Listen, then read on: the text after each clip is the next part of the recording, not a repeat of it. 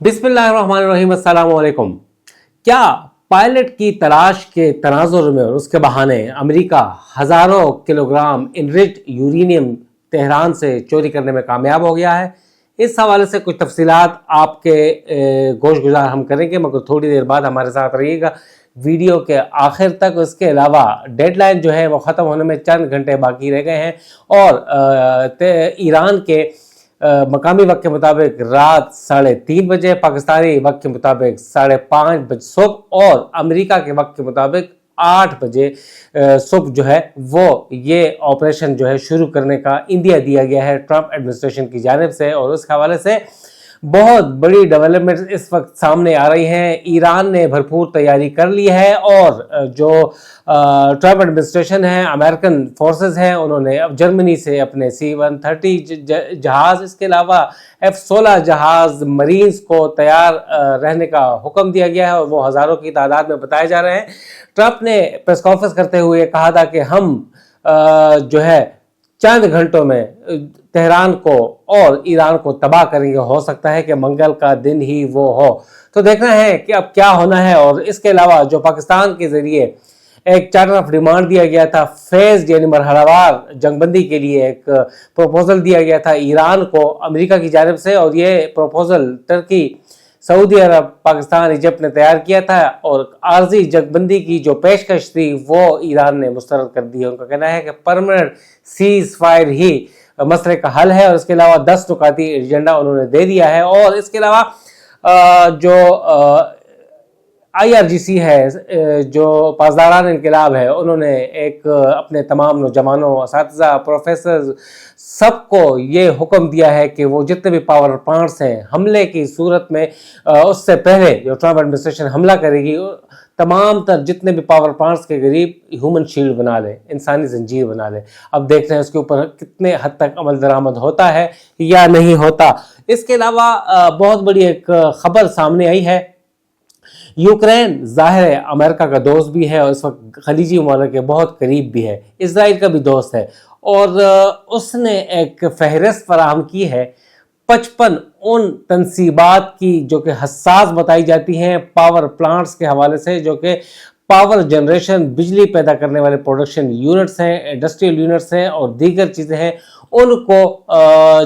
Hit कर सकता है ईरान। इस हवाले से रूस ने एक 55 जो इन मकामात, हसास मकामात की फहरिस्त जो है वो ईरान के हवाले की, और इसकी जो यूक्रेनियन इंटेलिजेंस ने इसका पता लगा लिया है कि रूसी इंटेलिजेंस ने ये 55 मकामात की फहरिस्त जो है वो ईरान के हवाले कर दी है और ईरान उसको हिट कर सकता है उस सूरत में जब अमेरिका और IDF फोर्सेस ईरान के पावर प्लांट्स और पुलों को निशाना बनाएगी। तो जवाबी कार्रवाई के तौर पर रूस से फराहम करदा इसराइल के 55 हसास जो प्रोडक्शन यूनिट्स हैं, पावर प्लांट्स हैं, उनको निशाना बना सकता है ईरान।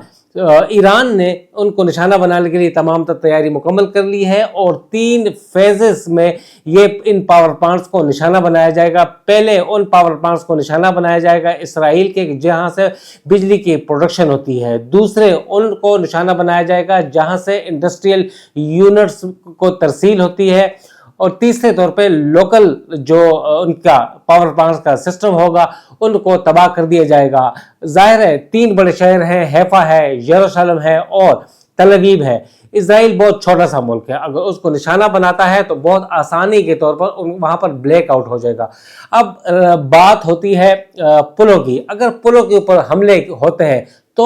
जवाबी तौर के ऊपर ईरान ने अपनी तैयारी मुकम्मल कर ली है और जाहिर है पुल जो है, पहले 4 पुल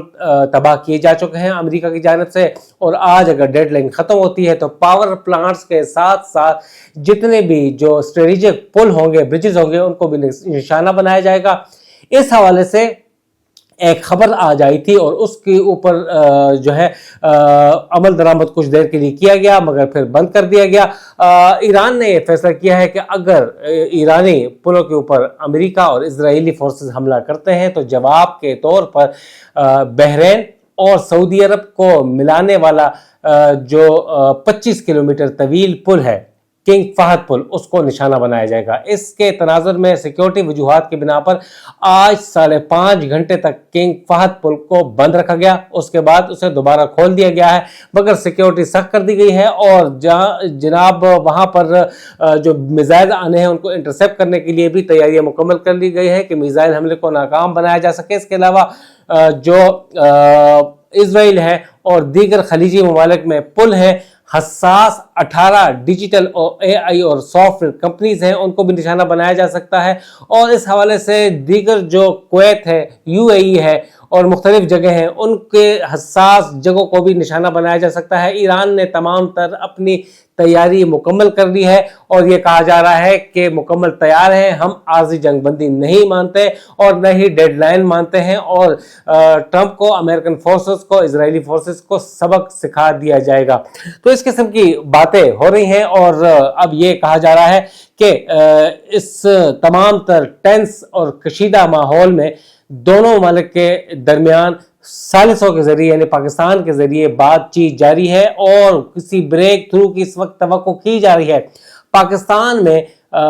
ایران کے سفیر رضا امیری مقدم نے اس بات کی اس وقت پاکستان کا شکریہ ادا کرتے ہوئے کہا ہے کہ بات چیت جاری ہے اور ایک کریٹیکل دور میں بات چیت جاری ہے اور داخل ہو چکی ہے، اور امکان یہ ظاہر کیا جا رہا ہے کہ کچھ بریک تھرو ہو جائے، مگر ہائی ہوپس نہیں ہے، چانسز سلم ہیں۔ اب ہم بات کرتے ہیں اس کی کہ آپریشن کیا ہوا۔ پائلٹ کو ریسکیو کرنے کے لیے